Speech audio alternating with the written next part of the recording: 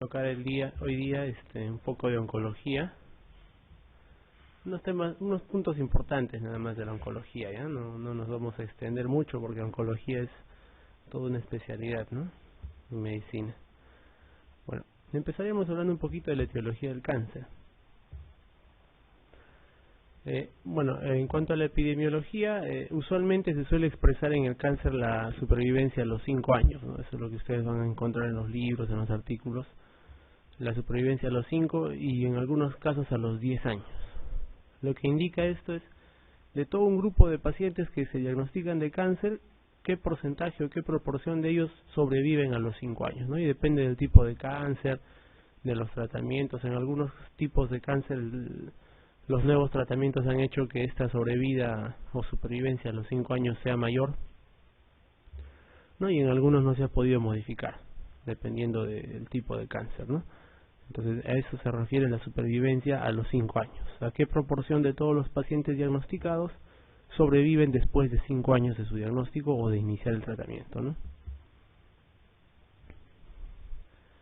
Y bueno, esto de niveles de prevención en general se aplica a cualquier tipo de enfermedad, ¿no? Y el cáncer no es una excepción, en el cual se puede dar prevención primaria, secundaria y la terciaria, ¿no? Inclusive en otras enfermedades en salud pública se habla de prevención primordial, me parece, ¿no? Aquí, por ejemplo, en la prevención primaria del cáncer, nos estamos refiriendo a la fase prepatogénica, o sea, antes de que aparezca el cáncer. Aquí se habla de modificar los factores de riesgo asociados a los diferentes tipos de cáncer, ¿no? Por ejemplo, en las personas que tienen predisposición genética o en los cánceres que tienen predisposición genética, se tiene que hacer la consejería genética, evaluar, ¿no?, algunos cromosomas o algunos genes implicados en el desarrollo de cáncer, si es que hay alto riesgo, ¿no? Pero lo más importante son los factores ambientales. Como vamos a ver dentro de un rato, los factores ambientales en el caso de cáncer determinan una gran proporción de los casos de cáncer, o sea que son modificables, ¿no? O sea, esta prevención primaria es antes de que aparezca el cáncer o la enfermedad, ¿no? Luego tenemos un tipo de prevención que se llama prevención secundaria, ¿no?, que se puede dar en la fase patogénica, o sea, significa cuando ya está presente el cáncer, ya está presente la neoplasia, ¿no? Y se puede dividir en 2 etapas. Una etapa que es en la presintomática, o sea, el paciente tiene cáncer pero ni está enterado de que tiene cáncer, ¿no? En este caso se hacen los screening o los cribajes, ¿no? Por ejemplo, el screening de cáncer de colon se puede hacer por el estudio de sangre oculta en heces, ¿no? Por ejemplo, aquí se hacen los screenings, donde el paciente todavía no tiene ningún síntoma de cáncer, pero en algunos tipos de cáncer es posible encontrar, ¿no?, la evidencia de cáncer ya y tratarlo. Y una segunda etapa cuando hay enfermedad clínica, ¿no? Cuando el paciente empieza a bajar de peso, empieza a presentar anemia, etcétera, cualquier síntoma o signo del cáncer, se puede hacer también un tipo de diagnóstico, ¿no? Eso se llama prevención, ¿no?, el diagnóstico ya. O sea, aquí prevención secundaria habla de hacer el diagnóstico, ¿no?, y empezar el tratamiento. Y la prevención terciaria, ¿no?, es la fase de resultados, o sea, después del tratamiento, la recuperación que pueda tener el paciente, ¿no? Entonces, prevenir complicaciones del cáncer, prevenir algunos tipos de síndromes paraneoplásicos que pueden aparecer, ¿no?, con el tratamiento o sin el tratamiento. En el caso de cáncer, no solo los cánceres, o sea, el tipo de cáncer va a determinar el tipo de complicación, sino también el propio tratamiento, ¿no? La quimioterapia, por ejemplo, condiciona neutropenias, puede condicionar anemias aplásicas, ¿no? La radioterapia igualmente puede condicionar mucositis, dependiendo del lugar donde se dé la radioterapia, ¿no? Entonces esos son los niveles de prevención en el cáncer. Y miren, la OMS estima que hasta casi la mitad, del 40% de todos los cánceres pueden prevenirse. O sea que es una gran cantidad, ¿no? Teniendo en cuenta que el cáncer es la principal causa de pérdidas, digamos, de días laborables y de calidad de vida en la gente. Entonces es grande la cantidad de dinero que se podría ahorrar previniéndose todo este 40% de todos los cánceres, ¿no? ¿Qué otra cosa sabemos? Que miren, casi el 90%, o sea, solamente el 10% no son debidos a estilo de vida, pero el 90% de todos los cánceres son causados por estilos de vida no saludables, ¿no? Uno de ellos, por ejemplo, el cigarrillo, o están asociados a estilos de vida no saludables, ¿no? Es decir, si nosotros modificaríamos nuestros estilos de vida, podríamos tener o sea, incidir, ¿no? Incidir en la aparición del 90% de los cánceres. Es una gran cantidad. Y los cánceres en los cuales la base genética está bien clara son solamente el 6%. ¿No? Sin embargo, como ustedes saben, en la etiología del cáncer o en la etiopatogenia, actúan pues muchas veces en combinación factores ambientales con factores genéticos, ¿no? Sin embargo, puramente base genética demostrada está en el 6% de los cánceres. O sea que es importante para disminuir la incidencia de los diferentes tipos de cáncer, promover estilos de vida saludables. Y esto no solo es cierto para el cáncer, sino también es cierto para las enfermedades cardiovasculares, ¿no? Metabólicas, etcétera. Estilos de vida que ustedes ya saben, ¿no? Comer sano, hacer ejercicios, un montón de cosas que vamos a ir viendo poco a poco. Las políticas de control de contaminantes también es importante, ya que hay un buen grupo de neoplasias que están asociadas al trabajo, ¿no? A trabajo con asbestos, a trabajo con radiación. Por ejemplo, hay unas fábricas que se dedican a moler piedras, o algunas empresas por aquí, por Lima nomás, que se dedican a moler piedras en los costados de los ríos, ¿no? Y ese polvillo de la piedra es altamente cancerígeno para los pulmones. En otros países no se permitiría hacer eso así nomás, pero acá se permite. Entonces eso habla de pobres políticas de control de contaminantes, ¿no? Dentro de los trabajadores o en la gente también, ¿no? Programas de detección precoz también en algunos casos son muy necesarios y dan buenos resultados, ¿no? O sea, de screening y prevención precoz. Esta detección precoz se llama screening o se llama cribado, ¿no? Screening en inglés. Es la detección preclínica de una enfermedad, ¿no? Mediante pruebas rápidas aplicables a poblaciones susceptibles. O sea, el screening no solo es para cáncer, ¿no? Se puede hacer screening para cualquier enfermedad, para diabetes, para hipertensión, para retinopatías, etcétera, ¿no? Y a eso se refiere un cribado o screening. Es una detección precoz, usualmente es preclínica, o sea, antes de que empiecen los síntomas del paciente, ¿no? En cualquier tipo de enfermedad. Las pruebas, como dice aquí, tienen que ser pruebas usualmente rápidas. No vamos a hacer, por ejemplo, screening de tuberculosis, no lo vamos a hacer con el cultivo, ¿no? Esas son pruebas que demoran 2 meses, ¿no? O sea, el screening tiene que tener pruebas rápidas y tienen que ser pruebas también económicas, ¿no? Y aplicables a poblaciones susceptibles. En el screening yo aplico la prueba que va a detectar a los pacientes antes de que tengan síntomas de cualquier tipo de enfermedad en toda una población susceptible, ¿no? Puede ser en toda una comunidad, en todo un grupo de edad. Y como dice aquí, no todas las enfermedades son susceptibles de cribado o screening, ¿no? Lo ideal sería tener un método de screening para cada tipo de enfermedad, ¿no? Pero algunas no. Por ejemplo, para que un cáncer sea candidato a screening, o sea, detección precoz antes de que empiecen los síntomas, cuando el cáncer todavía está iniciando su desarrollo, debe reunir ciertas características, ¿no? Por ejemplo, plantean que ese cáncer debe ser un problema de salud importante. Obviamente, ¿no?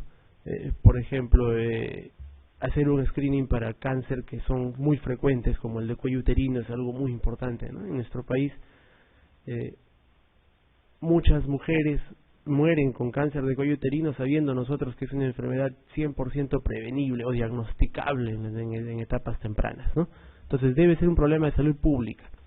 Por ejemplo, si a mí me dicen vamos a hacer un screening en toda la población de Lima para cáncer, pues qué sé yo, para un rhabdomiosarcoma, es una cosa que no es un problema de salud pública, ¿no? Porque la incidencia y la mortalidad, la incidencia sobre todo no es muy alta.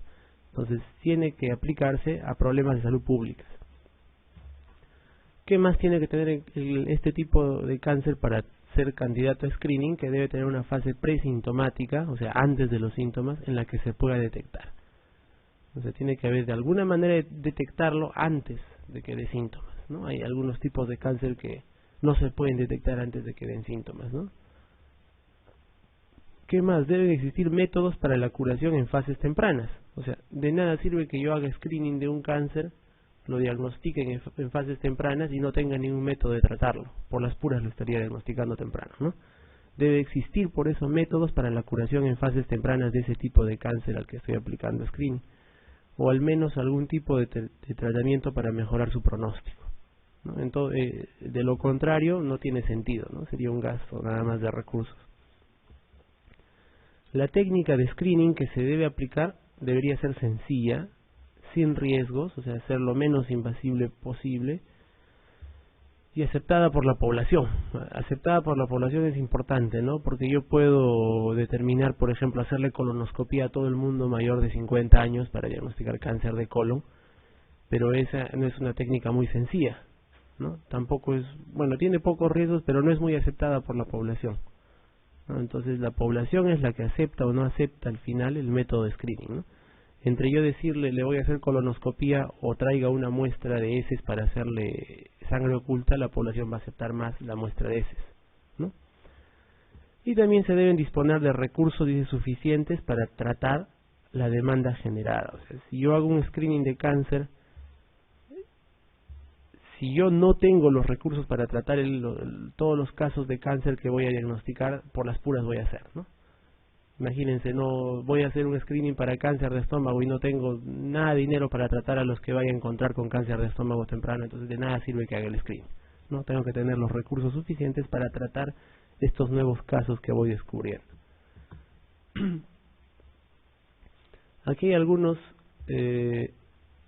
en prevención, algunos objetivos o algunas modificaciones que podemos hacer, ¿no? O algunos causantes, por ejemplo, de algunos tipos de cáncer. Por ejemplo, el tabaco, muy conocido, está asociado a cáncer de pulmón, ¿no? De bronquios, o en el pulmón, de esófago, de diferentes tipos de cáncer de cabeza y cuello, ¿no? Cáncer de orofaringios, por ejemplo, ¿no? El cáncer de estómago, páncreas, riñón, vejiga, e inclusive el cáncer de cervix también, ¿no? Está asociado el tabaco, ¿no? Por ejemplo, el consumo de alcohol está asociado ¿a qué? A cáncer de hígado a través de la producción de cirrosis, pero también está asociado a los cáncer de recto, mama, cavidad oral. En la cavidad oral, los que beben mucho alcohol también pueden tener más riesgo, sobre todo si ya tienen algún tipo de exposición, por ejemplo, a virus de papiloma y a comidas muy calientes, ¿no? Cáncer de faringe, laringe y el esófago, ¿no? El alcohol. La obesidad, que es en otros países muy prevalente y en nuestro país en aumento rápido, predispone a qué tipos de cáncer. Miren, colon, ¿no? El colon está bien asociado con obesidad, al de mama también, al endometrio, ¿no? El cáncer endometrial, riñón, páncreas, esófago y próstata. No solo la obesidad, sino también el alto consumo en grasas está asociado a todos estos tipos de cáncer. La fibra baja en la dieta está asociada al cáncer de colon, ¿no? Y la fibra baja, o las pocas cantidades de fibra en la dieta se describen en personas que comen pocos vegetales, pocas frutas, ¿no? Y verduras. Está asociado al cáncer de colon. Y el sedentarismo también está asociado al cáncer de colon y al cáncer de mama. Entonces, miren, aquí hay un montón de estilos de vida que se pueden mejorar, ¿no? Dejar de fumar, evitar el consumo excesivo de alcohol, ¿no? Hacer ejercicio y evitar la obesidad, mejorar la dieta, hacerla más rica en frutas y vegetales, bajar la grasa también, ¿no? Y hacer ejercicio. Con eso, miren cuántos tipos de cáncer podemos nosotros por lo menos disminuir el riesgo de tenerlos, ¿no? Y otros agentes que también pueden ser evitables, por ejemplo el papiloma. Sabemos que los grupos 16 y 18 son los más asociados con los cáncer, ¿no? El cáncer más asociado, el descrito, es el cervical, el cuello uterino. Sin embargo, el papiloma también se ha visto que puede estar asociado a cáncer de pene, a cáncer orofaringio, ¿no? El virus papiloma. Y los virus hepatitis B y C, ya eso es conocido por ustedes, ¿no? El cáncer hepatocelular de hígado, ¿no? Sobre todo en el seno de una cirrosis hepática, ¿no? La exposición al asbesto.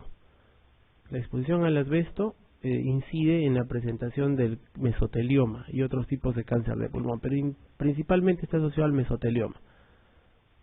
¿Ya? El radón, ¿no? Que es un gas radioactivo, está asociado al cáncer de pulmón en algunos trabajadores de algunos lugares donde puede existir radón. La radiación ultravioleta, como la del sol, está asociada a melanoma y a carcinomas basales y escamosos, ¿no? De piel, sobre todo. Las radiaciones ionizantes asociadas a leucemia, cáncer de tiroides, de mama y de pulmón. Esto de las radiaciones ionizantes, el lugar más frecuente donde una persona puede estar expuesta a radiaciones ionizantes son los hospitales, ¿no? Entonces hay que valorar el hecho de tomarle una tomografía o radiografías múltiples a un paciente contra la posibilidad de que nos sirvan de verdad estos exámenes que vamos a hacer, ¿no? Porque, por ejemplo, recientemente se ha descrito un aumento del cáncer de tiroides entre las mujeres mayores. Probablemente esté asociado a que en algunos otros países sí de regla se hacen mamografías muy seguidas, ¿no? Inclusive algunas mujeres por el riesgo o el temor al cáncer de mama, en otros países se hacen mamografías muy seguidas. Entonces eso está haciendo que en esos lugares aumente un poquito el cáncer de tiroides, ¿no? Ya, por las radiaciones ionizantes.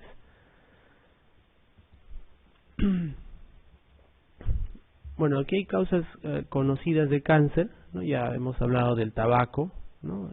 Cavidad oral, páncreas, pulmones, orofaringe, vejiga, ¿no? Riñón, etcétera. Y hay algunas comidas o algunas sustancias que podemos encontrar en las comidas, ¿no? Que pueden predisponer, por ejemplo, aflatoxinas, que son derivados de algunos hongos, podrían producir cáncer de hígado. Algunos hongos comestibles podrían producir cáncer de hígado. El alcohol, como ya dijimos, cáncer de boca, faringe, laringe, esófago, mama e hígado, ¿no? Algunos tipos de comida china, dicen, ¿no? Pescado procesado chino están asociados a cáncer de nasofaringe. La obesidad, ¿no? Ya hemos visto que hay múltiples sitios donde puede producir mama, endometrio, ¿no? Colon, y la inactividad física también, como habíamos hablado. Hay algunos medicamentos que pueden también estar asociados a la presentación de diversos tipos de cáncer, ¿no? Por ejemplo, bueno, clorambucil, la leucemia, ¿no? Es un tipo de quimioterapia, pero la ciclofosfamida, que además de ser inmunosupresor, ¿no? Se puede usar, como habíamos visto en clases pasadas, a las vasculitis, a veces en lupus. Está asociado al cáncer de vejiga, ¿no? Y a la presentación de algunos tipos de leucemia. El melfalán también a leucemias, ¿no? En general la quimioterapia está asociada a producción de leucemias. La radioterapia o la radiación ionizante, ya habíamos hablado hace un rato, y algunas hormonas como dietilestilbestrol, por ejemplo, puede estar asociado a cáncer de mama, endometrio, cervix, vagina, ¿no? Testículos. Y el uso de estrógenos o de corticosteroides podría asociarse a la presentación de cáncer de endometrio y de mama, ¿no? El estrógeno, sobre todo cuando se da estrógeno solo sin progesterona, como sucede o sucedía en algunas mujeres posmenopáusicas, en las que debido a los síntomas de la menopausia se empezó a usar estrógeno, ¿no? Se veía un incremento en la incidencia de cáncer de endometrio y de mama. Y bueno, el tamoxifeno, que es un medicamento usado en el cáncer de mama, ¿no? Puede aumentar el cáncer de endometrio. Claro que reduce el riesgo de cáncer de mama, pero puede aumentar el riesgo de cáncer de endometrio. ¿Ya? Entonces ahí tienen un montón de productos y algunos agentes infecciosos, ¿no? Por ejemplo, el virus de Epstein-Barr, que produce ¿qué cosa? La enfermedad llamada mononucleosis infecciosa o la enfermedad del beso, ¿no? En algunos pacientes puede asociarse al linfoma de Burkitt, que es un tipo de linfoma no Hodgkin, linfoma nasofaringeo de Burkitt, al linfoma de Hodgkin también, ¿no? Y a cánceres de la nasofaringe.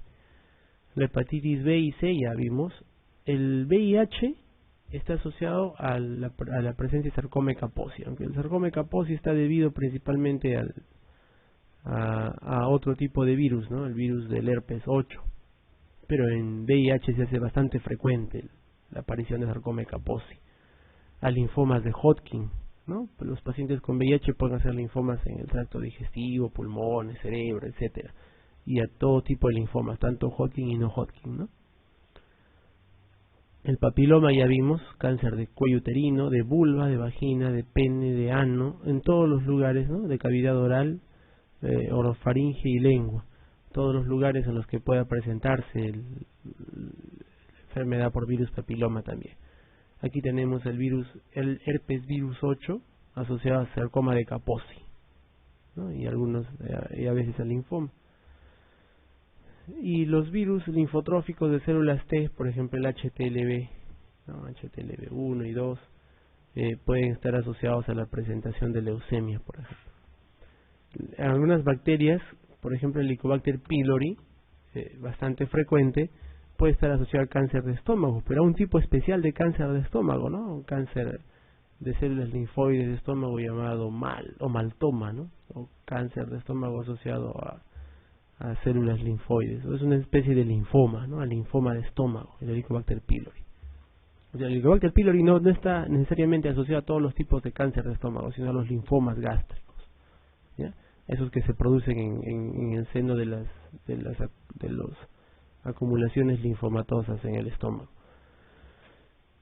Y algunos parásitos, ¿no? Enfermedades hepáticas de las vías biliares, y por ejemplo el esquistosoma está asociado a cáncer de vejiga,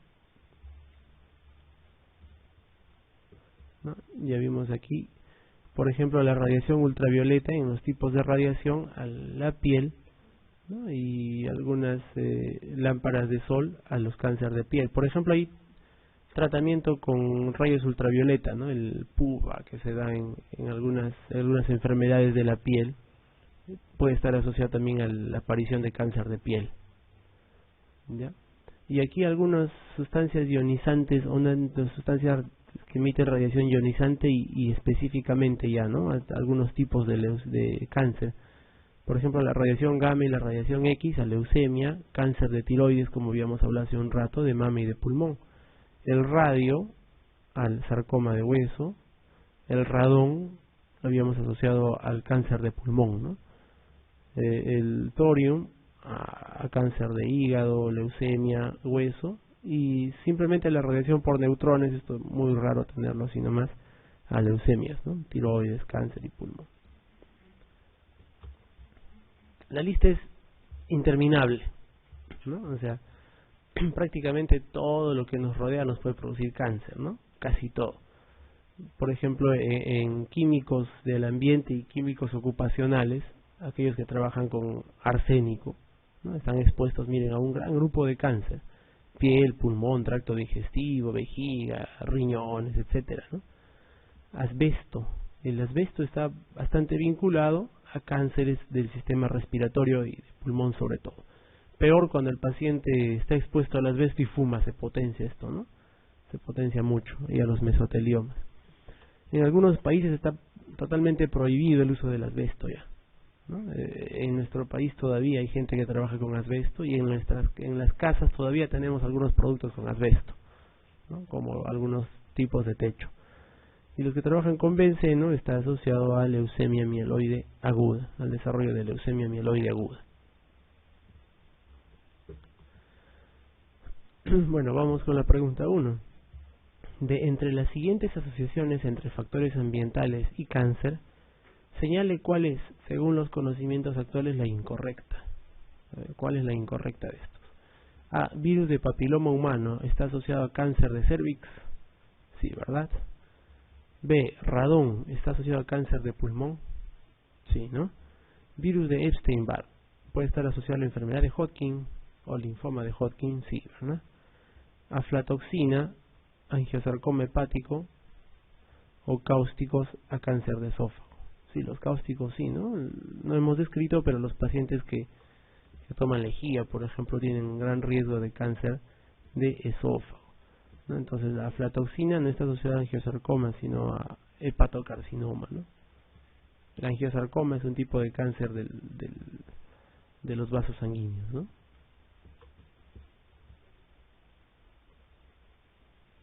Entonces la aflatoxina está asociada al cáncer de hígado, sí, pero al hepatoma, ¿no? No al angiosarcoma, al hepatocarcinoma.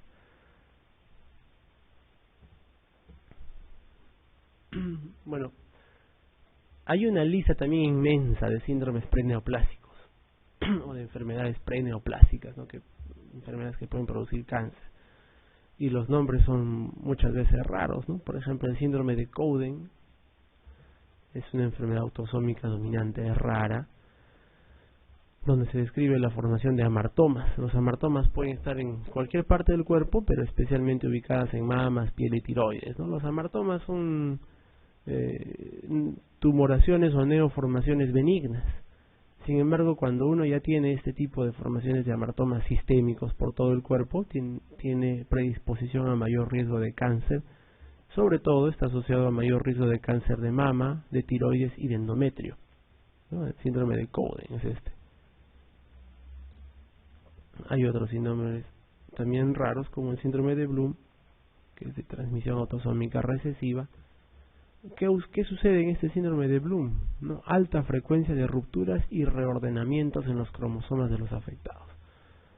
O sea, esto de acá no es común, ¿no? Nosotros, por ejemplo, que no tenemos síndrome de Bloom, no es frecuente que nuestros cromosomas estén rompiendo y reordenando a cada rato, ¿no?